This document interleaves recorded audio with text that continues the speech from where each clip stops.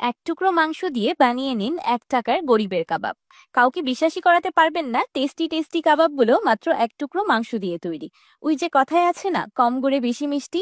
আসসালামু আলাইকুম everyone, I am chef Ishika. 1 cup মসুর ডাল, এবার ডালে দিয়ে দিব 1 টুকরো মাংস।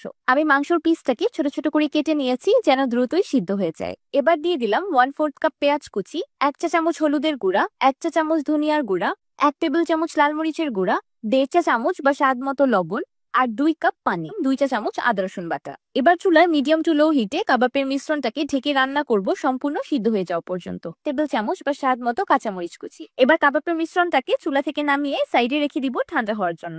এদিকে একটি মিক্সিং বলি দিয়ে দিলাম 2 কাপ ময়দা আর 1 চা চামচ বা স্বাদ মতো লবণ। শুকনো উপকরণগুলোকে একসাথে মিশিয়ে নিয়ে দিয়ে দিলাম 3/4 কাপ পানি। পানি ময়দার সাথে হালকা মিশিয়ে নিয়ে হাতের সাহায্যে একটা শক্ত ধরনের ডো তৈরি করে নিব।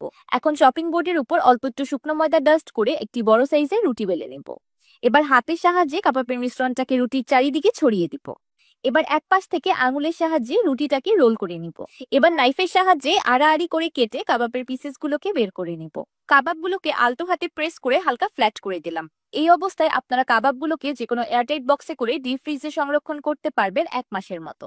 এবার তৈরি করে রাখা কাবাবগুলোকে ডিমে ডিপ করে তেলে ফ্রাই করে নিব। বিকেলের নাস্তায় হোক বা বাচ্চাদের ও অফিসের টিফিনে এমন কাবাব হলে আর কিছুই লাগবে না।